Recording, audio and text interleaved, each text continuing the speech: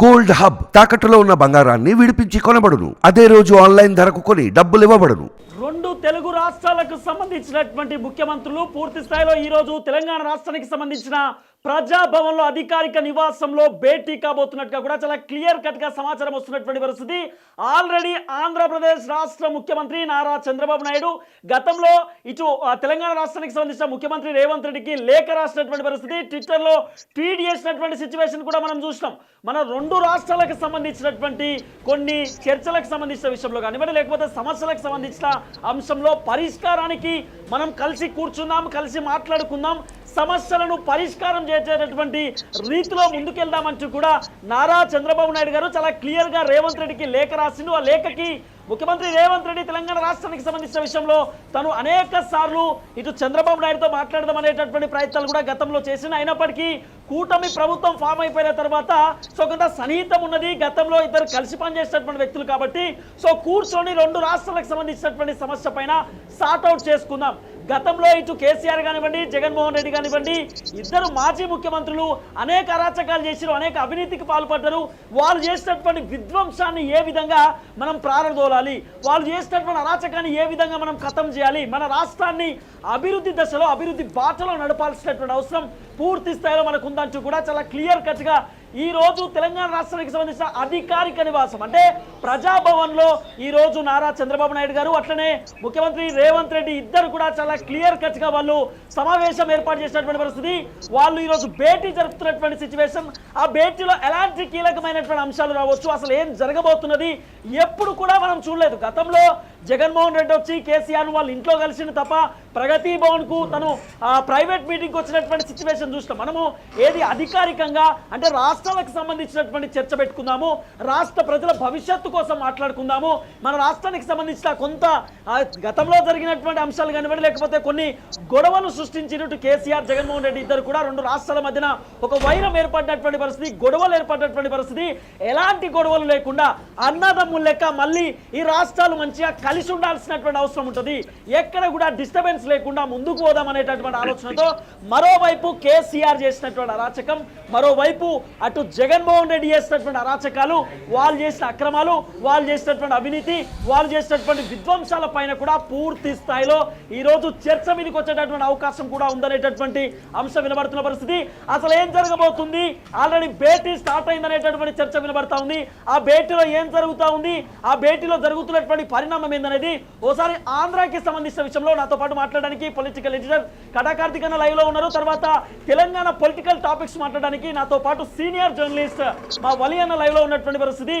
వలి అన్న, అసలు తెలంగాణ రాష్ట్రానికి ఆంధ్రప్రదేశ్ ముఖ్యమంత్రి నారా చంద్రబాబు నాయుడు గారు రావడాన్ని ఎట్లా చూడొచ్చు, తర్వాత కార్తీక్ అన్న ఎట్లా చూడొచ్చు మనం ఈ సిచ్యువేషన్ ని?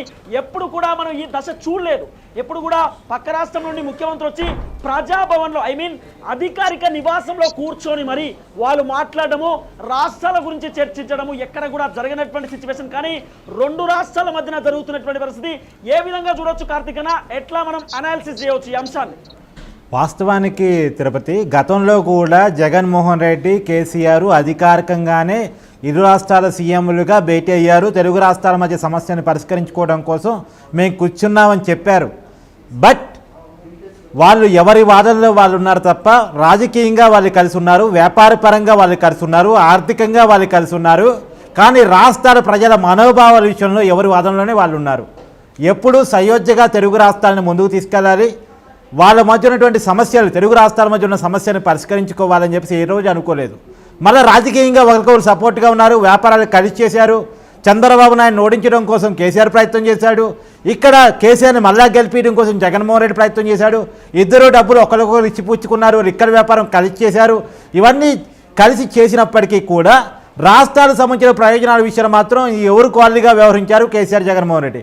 పైగా రాష్ట్రాన్ని రెచ్చగొట్టి, ఆ మనోభావం రెచ్చగొట్టి ఇక్కడ కేసీఆర్ లబ్ధి పొందాలి, అక్కడ జగన్మోహన్ రెడ్డి లబ్ధి పొందాలి అనే తీరులో నాగార్జున సాగర్ దగ్గర పోలీసులు మోహరింపజేసి పోలీసులు ఒకరికొకరు కొట్టుకునేటట్టు కూడా చేశారు. అంటే ఒకవైపు ఏమో కోఆపరేటివ్, ఇంకోవైపు ఏమో కొట్టుకున్నట్టు నటించి ప్రజల్ని మభ్యపెట్టి ప్రజల మనోభావాలతో రాజకీయం ఆడుకోవటం గతగా 5 సంవత్సరాల కాలం నడిచింది. అది వాస్తవానికి 2014లో ఆంధ్రప్రదేశ్ రెండు ముక్కలుగా తెలంగాణగా ఆంధ్రప్రదేశ్గా ఏర్పడిన తర్వాత 10 సంవత్సరాల కాలమైంది. కానీ విభజన చట్టంలో ఉన్నటువంటి హామీలు ఇప్పటికీ అమలు కాలేదు. ఇప్పటికీ రెండు రాష్ట్రాల మధ్య సయోధ్య వాతావరణం, ప్రజలుగా సయోధ్య వాతావరణం ఉంది. ప్రజలు చాలా బాగున్నారు. తెలంగాణ ఆంధ్ర ప్రజలు ఏ రోజు వాళ్ళు కొట్టుకున్నది లేదు, మనస్పర్ధలకు పోయింది లేదు, విభేదాలు లేవు. ఆ భావన పోయింది. ఇద్దరు తెలుగు ప్రజలుగా కలిసిపోయారు. కానీ ప్రభుత్వాల మధ్య మాత్రం గ్యాప్ ఎప్పుడూ ఉంటూ ఉంది. ఎందుకంటే సెంటిమెంట్ని, భావోద్వేగాన్ని వాడుకొని రాజకీయం చేసుకుందాం అనుకునే రాజకీయ ఆశావాదులు ఉన్నారు కాబట్టి అది ఇంతకాలం నడిచింది. ప్రజల మధ్య సయోధ్య ఉన్నప్పటికీ కూడా రాష్ట్రాల మధ్య సయోధ్య లేకుండా, రాష్ట్రాల మధ్య గందరగోళ వాతావరణం ఉండే రకంగా విభజన సమస్యలు పరిష్కారం కాకుండా ఎవరి వాదన, ఎవరి పట్టుకున్న కుందేలకు వాళ్ళే రెండు కాళ్ళు అన్నట్టు వ్యవహరించారు. దానికి కారణం ఏంటంటే కేసీఆర్ వైఖరి, జగన్మోహన్ రెడ్డి వైఖరి. ఇంకొక విషయం నేను క్లియర్గా ఇక్కడ మీకు చెప్పాలి. ఈరోజు రేవంత్ రెడ్డి కాంగ్రెస్ ముఖ్యమంత్రిగా అయిపోయిన తర్వాత, చంద్రబాబు నాయుడు ఆంధ్రప్రదేశ్లో తిరిగి మళ్ళీ అధికారంలోకి వచ్చిన తర్వాత ఒక రకమైనటువంటి రాజకీయ సారూప్యత ఉన్న నాయకులు. ఎందుకంటే రేవంత్ రెడ్డి టీడీపీలో పనిచేసిపోయిన వ్యక్తే, సో చంద్రబాబు గారికి బాగా దగ్గరగా ఉండే వ్యక్తే, ఆయన అభిమానించే వ్యక్తే. ఒక రాజకీయ స్వారూప్యత. వాస్తవానికి ఈయనేమో ఇండియా కూటమిలో ముఖ్యమంత్రి వ్యక్తి, ఆయన ఎన్డీఏ కూటమిలో ఉన్నటువంటి ముఖ్యమంత్రి వ్యక్తి. అయినప్పటికీ కూడా ఈ రెండు కూటములు వేరు, ఈ రెండు లక్ష్యాలు వేరు, రెండు దారులు వేరు. రేవంత్ రెడ్డి ఒక దారిలో ఉన్నాడు, రాహుల్ గాంధీని ప్రధానమంత్రి చేయాలని పనిచేస్తూ ఉన్నటువంటి కాంగ్రెస్ కార్యకర్తగా. ఇంకోటి, నరేంద్ర మోడీని ఇలా ప్రధానమంత్రిగా నిలుపుదల చేసి ఎన్డీఏ సర్కార్ అధికారంలో ఉండటంలో కీలక భాగస్వామిగా ఉన్న చంద్రబాబు నాయుడు మరోవైపు. కానీ రాజకీయంగా, పొలిటికల్గా వీళ్ళిద్దరి దారులు వేరైనా ఒక భావస్వారూప్యత ఉన్నటువంటి వ్యక్తులుగా రేవంత్ రెడ్డి, చంద్రబాబు నాయుడు కలుస్తున్నారు. కాబట్టి ఇది ఖచ్చితంగా ఒకటి రాష్ట్రాల పరంగా మంచి జరిగే అవకాశం ఉంది, రెండు రాజకీయ చర్చలు కూడా వచ్చే అవకాశం ఉంది. ఒకటి, రాష్ట్రాల పరంగా ఉన్న సమస్యల మీద ఇప్పటికే మనం చూస్తూ ఉన్నాం, మీడియా కావాలని భావోద్వేగం నచ్చుకుంటే ప్రయత్నం చేస్తుంది. ఏం చేస్తుంది మీడియా? మెయిన్ స్ట్రీమ్ మీడియా, అటు జగన్మోహన్ రెడ్డి మీడియా కానీ, ఇటు కేసీఆర్ మీడియా కానీ కావాలని భావోద్వేగం లేపే ప్రయత్నం చేస్తుంది. ఒకటి, టీటీడీలో ఆస్తులు అడిగే ప్రయత్నం రేవంత్ రెడ్డి చేయబోతున్నాడని చెప్తుంది. హైదరాబాద్లో ఆస్తులు అడిగే ప్రయత్నం చంద్రబాబు నాయుడు చేయబోతున్నాడని చెప్తుంది. హైదరాబాద్లో మాకు భాగం కావాలని చంద్రబాబు అడగబోతున్నాడు అని చెప్పేసి ఈ మీడియా ప్రచారం చేస్తుంది. కృష్ణపట్నం అంటే పోర్టుల్లో భాగం కావాలని చెప్పేసి రేవంత్ రెడ్డి అడగబోతున్నాడని ప్రచారం చేస్తుంది. ఇప్పటి వరకు అఫీషియల్గా ఈ రెండు రాష్ట్ర ప్రభుత్వాలు ఈ అంశాన్ని మేము ప్రస్తావిస్తున్నామని చెప్పలేదు. అయినా ఎవరికి ఇష్టం వచ్చిన లీకులతో వాళ్ళు ప్రచారం చేస్తూ ఉన్నారు. అంటే వీళ్ళిద్దరి మధ్య సయోధ్య వాతావరణం కుదరకూడదు. భావోద్వేగం రెచ్చగొట్టాలి, ప్రజల మనోభావం రెచ్చగొట్టాలి. ఇరు రాష్ట్రాల ప్రజల మనోభావం రెచ్చగొడితేనే తమ పబ్బం గడుస్తుంది అనుకున్నటువంటి వ్యక్తులు కావాలని అబద్ధపు, అసత్యపు, మూర్ఖపు ప్రచారాలు చేస్తూ ఉన్నారు. కానీ ఒక సయోధ్యతో కూడినటువంటి విభజన చట్టంలో ఉన్న అంశాలు, విభజన చట్టంలో లేని అంశాల గురించి చర్చించిన వృధానే. విభజన చట్టంలో 10 సంవత్సరాలుగా అమలు కానీ ఒక రాష్ట్రానికి ఇంకో రాష్ట్రం ఇచ్చి పుచ్చుకోవాల్సి ఇవ్వలేని హామీల గురించి చర్చించుకొని వాటి మీద ఒక సయోధ్యకు వస్తే కోరుతుంది. రెండోది ఒకే విషయం రెండోది ఏంటంటే రాజకీయ చర్చలు ఏంటి? రాజకీయ చర్చలు ఖచ్చితంగా మనకున్న సమాచారం ప్రకారం మంత్రులతో అఫీషియల్గా కూర్చున్న తర్వాత రేవంత్ రెడ్డి, చంద్రబాబు నాయుడు విడివిగా కూర్చునే అవకాశం ఉంది. కూర్చొని మాట్లాడుకునే క్రమంలో జగన్మోహన్ రెడ్డికి హైదరాబాద్లో ఆస్తులు ఉన్నాయి. దాదాపు మనకున్న సమాచారం ప్రకారం ఫైనాన్షియల్ డిస్ట్రిక్ట్ దగ్గర 60 ఎకరాల స్థలం ఉంది, లోటస్ పాండ్ బిల్డింగ్ ఉంది, సాక్షి ఆఫీస్ ఉంది, భారతీయ సిమెంట్స్ ఆస్తులు ఉన్నాయి. సో వాటి విషయంలో ఎలాంటి వైఖరి రేవంత్ రెడ్డి ఉండే అవకాశం ఉంది. రెండోది, షర్మిల వాటా అడుగుతుంది. షర్మిల కాంగ్రెస్ పార్టీకి ఏపీ ప్రెసిడెంట్గా ఉన్నారు. సో షర్మిల హైదరాబాద్ ఆస్తుల్లో సాక్షి ఛానల్తో సహా నాకు ఆ వాటా ఉందని మాట్లాడుకున్న సమయంలో వీళ్ళిద్దరు పొలిటికల్ వైఖరి ఏ రకంగా ఉండబోతుంది అనేది కూడా కీలకంగా మారే అవకాశం ఉంది. వీళ్ళ భేటీ 6 గంటలు స్టార్ట్ కాబోతుంది. వలియానాతో మాట్లాడే ప్రయత్నం చేద్దాం. వలియానా, మొత్తానికి ప్రజాభవన్లో పూర్తి స్థాయిలో భేటీ కూడా స్టార్ట్ కాబోతున్నటువంటి పరిస్థితి, స్టార్ట్ అయిందనేటటువంటి చర్చలు కూడా వినబడుతున్నటువంటి సిచ్యువేషన్. సో ఇటు జగన్మోహన్ రెడ్డికి సంబంధించినటువంటి అక్రమ ఆస్తుల పైన తన అనేకమైనటువంటి అక్రమాలకు పాల్పడ్డాడు. తెలంగాణ రాష్ట్రంలో కూడా అనేక కబ్జాలు పెట్టారు. గతంలో వాళ్ళ నాన్న అధికారంలో ఉన్నప్పుడు కూడా జగన్మోహన్ రెడ్డి అనేక కోణాలలో, ఎందుకంటే కొన్ని వేల కోట్ల రూపాయలకు సంబంధించిన అక్రమ ఆస్తులు సంపాదించింది అనేటటువంటి కేసులు కూడా సిబిఐకి సంబంధించిన కేసులు ఉన్నాయి. అంటే తెలంగాణ రాష్ట్రంలో జగన్మోహన్ రెడ్డికి సంబంధించినటువంటి ఆస్తుల పైన ఏమన్నా వచ్చే అవకాశం ఉందా? ఏమన్నా చర్చ వచ్చే సిచ్యువేషన్ ఏమైనా ఉందా? షోక్ తిరుపతి, ఇంతకుముందు కార్తీక్ చెప్పినట్టు ఏకాంత భేటీ కూడా ఈ సమావేశంలో ఉండే అవకాశం కనిపిస్తుంది. ఒకటి, అఫీషియల్ భేటీలో రెండు రాష్ట్రాలకు సంబంధించిన ముఖ్యమంత్రులు, తర్వాత మంత్రులు, ముగ్గురు మంత్రులు పార్టిసిపేట్ చేస్తున్నారు. ఆ తర్వాత అధికారుల బృందం కూడా పార్టిసిపేట్ చేస్తున్నారు. అఫీషియల్ గా అంటే విభజన చట్టంలో పేర్కొన్నటువంటి అంశాలకు సంబంధించి ఏదైతే ఉమ్మడి ఆస్తుల విభజన సహేతుకంగా ఏదైతే జరగాలో గత ప్రభుత్వాలు పూర్తిగా ప్రజల్ని పెడదవును పట్టించి పూర్తిగా అక్కడ మభ్యపెట్టే కార్యక్రమం చేశారు. తమ సొంత ప్రయోజనాలు, తమ రాజకీయ ప్రయోజనాలు, వ్యక్తిగత ప్రయోజనాలకి వాళ్ళు వెంపర్లాడారు తెప్పించి రాష్ట్రాల కోణంలో, రాష్ట్ర భవిష్యత్తు కోణంలో, ప్రజల కోణంలో ఎక్కడ ఆలోచించిన పరిస్థితి లేదు. ఆ రకమైనటువంటి సానుకూల దృక్పథంతో విభజన జరిగినటువంటి పరిస్థితి లేదు. అనేక విషయాలకు సంబంధించి ముఖ్యంగా షెడ్యూల్ 9, 10 సంస్థల ఆస్తుల విభజనకు సంబంధించి సరిగ్గా జరగలేదు. ఎప్పుడు కూడా తమ ప్రయోజనాలు చూస్తున్నారు. కానీ ఇప్పుడు ఫస్ట్ టైం చంద్రబాబు నాయుడు గారు, రేవంత్ రెడ్డి గారు ముఖ్యమంత్రుల హోదాలో తొలిసారిగా ఈ భేటీ జరుగుతోంది. ఈ అఫీషియల్ భేటీలో సానుకూల అత్యంత సుహృద్భావ వాతావరణంలో ఈ భేటీ జరగబోతున్నట్టుగా తెలుస్తోంది. చాలా మంది లీకులు ఇస్తూ ఉన్నారు. రేవంత్ రెడ్డి గారు ఈ డిబేట్లు పెట్టబోతున్నారు. రేవంత్ రెడ్డి గారు ఆంధ్రప్రదేశ్ కు సంబంధించిన కొన్ని ముఖ్యమైన విషయాలు ఇంతకుముందు కార్తీక్ చెప్పినట్టు టీటీడీలో భాగం కావాలని, పోర్టులో భాగం కావాలని, ఇంత పెద్ద సముద్ర తీర ప్రాంతం ఉంది కదా, దాంట్లో కూడా తెలంగాణకు వాటా కావాలని చెప్పి ఇదంతా చాలా మంది లీకులు ఇస్తూ ఉన్నారు. ఈ ఇద్దరి మధ్యనటువంటి అత్యంత సానుకూల పరిస్థితిని, సుహృద్భావ పరిస్థితిని చెడగొట్టాలన్న తపన కనిపిస్తుంది. ఒక చీలికి తీసుకొచ్చే ప్రయత్నం చేస్తున్నారు. కానీ తెలంగాణ విషయంలో కూడా చాలా మంది ఇలాంటి ఆలోచన చేసే వాళ్ళకి మనం టీవీ వేదికగా మనం చెప్పాల్సింది ఏంటంటే, విభజన అనేది గతంలో సజావుగా జరగలేదు. అనేక విషయాల సంస్థలకు సంబంధించి ఈసారి 100% అతి తక్కువ కాలంలోనే అద్భుతమైనటువంటి ప్రగతి సాధించే దిశగా రెండు రాష్ట్రాల మధ్య ఈ విభజన ప్రక్రియ అనేది ఒక కొలిక్కి రాబోతుందని చెప్పి మనం స్పష్టంగా చెప్పాల్సినటువంటి అవసరం కనిపిస్తుంది. ఈ విషయాలు ఏంటంటే, చంద్రబాబు నాయుడు గారు గతంలో ఒక సహచరుడుగా పనిచేసినటువంటి రేవంత్ రెడ్డి గారు ఉన్నారు కాబట్టి సో ఇది ఇంకా దోహదం చేస్తుంది. ఎట్లా దోహదం చేస్తుంది? చాలా సజావుగా, సానుకూలంగా రెండు రాష్ట్రాల ప్రజలకు, రెండు రాష్ట్రాలకు సరైన పద్ధతిలో న్యాయం జరిగే విధంగా ఒక గొప్ప మార్పుకి నాంది పలికే పరిస్థితి ప్రస్తుతం తరుణం అయితే కనిపిస్తోంది.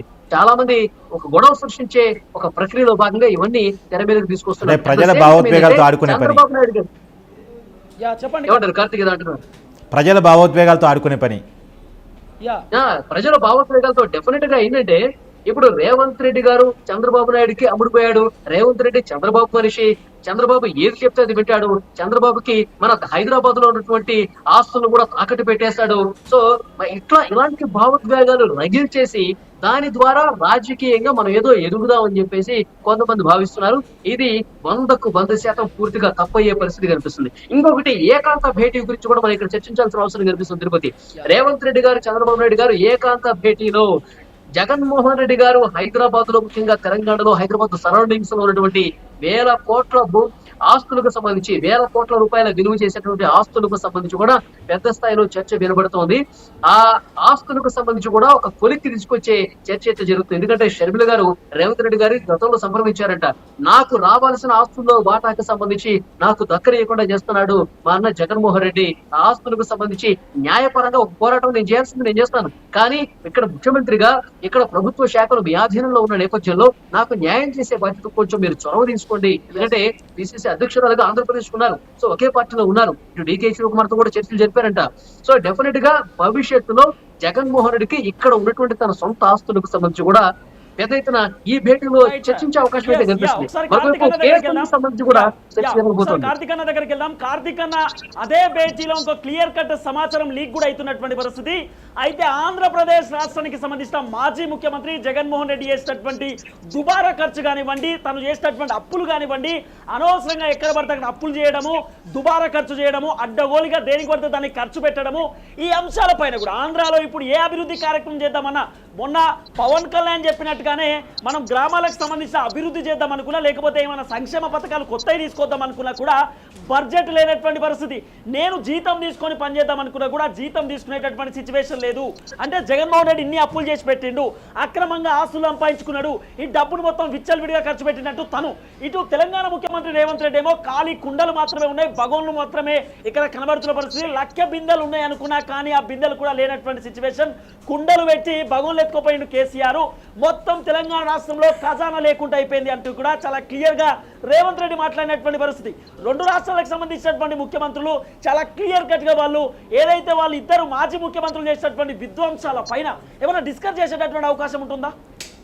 ఖచ్చితంగా మిగులు రాష్ట్రంగా వచ్చి ఉన్న తెలంగాణ 7 లక్షల కోట్ల అప్పుకు చేరుకుంది. తర్వాత ఇప్పుడు రేవంత్ రెడ్డి అధికారం వచ్చిన నాటికి రూపాయి బిల్లు లేకుండా అయింది.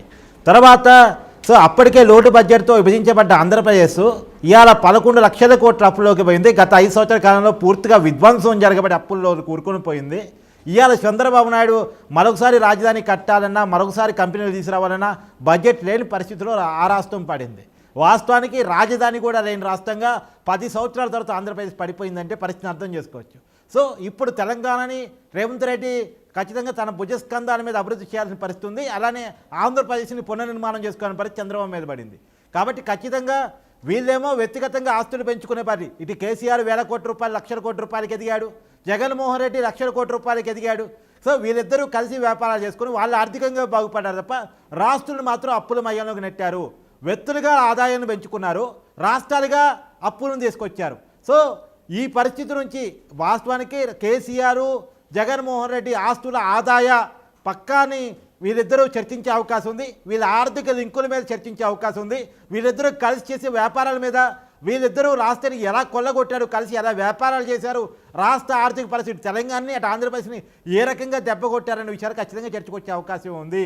రెండోది అప్పుల్ని మేనేజ్ చేసుకుంటూ అభివృద్ధిని ఎలా ముందుకు తీసుకెళ్లాలి అనేటువంటి విషయాన్ని కూడా చర్చించే అవకాశం ఉంది.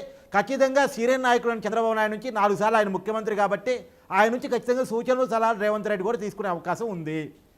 రైట్, ఒకసారి వలియానా దగ్గరికి వెళ్దాం. వలియానా, విద్యుత్ కుంభకోణానికి సంబంధించినటువంటి విషయంలో కానివ్వండి, లేకపోతే మద్యానికి సంబంధించిన కుంభకోణం విషయం ఏమైనా చర్చపైకి వచ్చేటటువంటి అవకాశం ఉందా? ఎందుకంటే తెలంగాణ రాష్ట్రంలో కూడా లిక్కర్ మాటలను తీసుకొచ్చి కేసీఆర్ కూడా ఢిల్లీ లిక్కర్ స్కామ్ లో ఒక కీలక పాత్ర ఉందనేటటువంటి చర్చలు వినబడ్డాయి.